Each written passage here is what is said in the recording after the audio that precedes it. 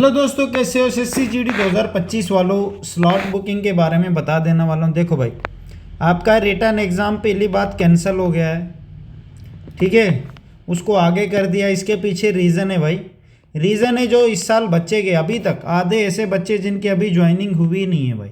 अभी कितना चल रहा है, फरवरी हो रहा है भाई, फरवरी आधा हो गया, फरवरी आधा हो गया मेरे भाई, अभी तक इनकी ज्वाइनिंग ही नहीं हुई है।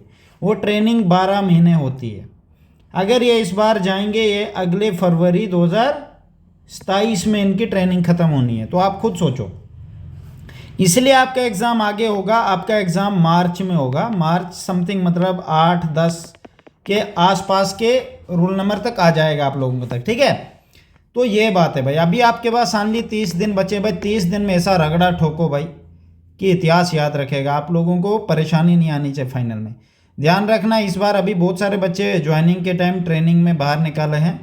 ओबीसी क्रूशियल डेट के कुछ बच्चे थे, ठीक है भाई। बाकी भी ईडब्ल्यूएस के कुछ बच्चे हैं, बाकी भी कोई है।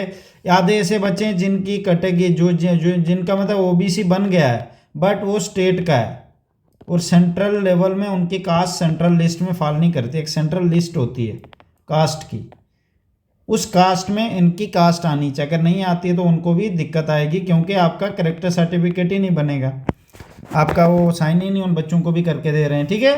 तो ये जो ऑलरेडी मैंने आप लोगों को बताया भी था, बट 90% बच्चे मेरे खिलाफ थे, क्योंकि वो कह रहे थे आप झूठ बोल रहे हो, आप ऐसे हो वैसे हो। मैं झूठ नहीं बोलता मेरे भाई, मैंने ऑलरेडी इन चीज़ों को देखा है। ये बच्चे 3 साल तक भी अनसेफ है। मैं क्या कह रहा हूँ, क्योंकि ये डॉक्यूमेंट वेरिफिकेशन जो एसएससी पर्सनली करता है, कम से कम 3 साल लग जाते हैं इसको, क्योंकि 50,000 बच्चों का वेरिफिकेशन करना मजाक की बात नहीं है। समझ गए मेरी बात। तो ये होता है, अभी बहुत सारे ऐसे जो रजिस्ट्रेशन फेक बना के गए हैं, कुछ ऐसे हैं जो किसी और दूसरी इशू के लेके गए हैं, इन सबको प्रॉब्लम आनी है। समझ गए मेरी बात। तो ये वाले इश्यूज आने, तो मैं आप लोगों को यही बताने वाला हूँ, बिल्कुल भी ऐसी कोई हरकत मत करना जिससे आप लोगों को काफ़ी परेशानियाँ आए। तो मैं आपको यही कहूँगा, जो भी डॉक्यूमेंट आप बना रहे हो अच्छे से बनाओ। इसीलिए मैंने अपने बैच ओपन रखे, ताकि मैं आपको पर्सनली गाइड कर सकूं। पर्सनली होता है अपने फ़ोन नंबर से आपके साथ फ़ोन पे बात करके आपको गाइड करना। मैंने बहुत सारे बच्चों को गाइड किया, मेरे बैच में तो किसी को दिक्कत नहीं। एक बच्चे को दिक्कत है, मतलब वो ओबीसी में नहीं आता है, पर ओबीसी में उसका फाइनल सिलेक्शन हो गया।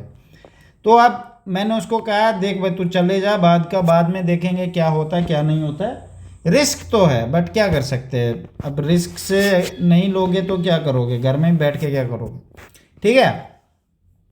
तो वो बच्चा तो चले गया, बट क्या होगा वैसे ही जानता है भाई, हम कुछ नहीं इसमें कह सकते। उसका भी स्टेट में कास्ट आता है, सेंट्रल लिस्ट में नहीं आता। ज्वाइनिंग और ऑर्डर घर आने का मतलब ये नहीं होता कि आपका हो गया। अभी एक बच्चे को मेडिकल में बाहर कर दिया ज्वाइनिंग के टाइम, ज्वाइंट फ्रैक्चर था उसका एसएससी जीडी का, ठीक है। ये चीज़ें होती है जो आपको पहले से तैयार करनी होती है। मेरे बैच में किसी को दिक्कत नहीं आई। 441 बच्चे गए हैं ज्वाइनिंग के लिए, 441 बच्चों की सिलेक्शन हुई थी इस बार, ठीक है भाई। मेरे पास थे ही 447।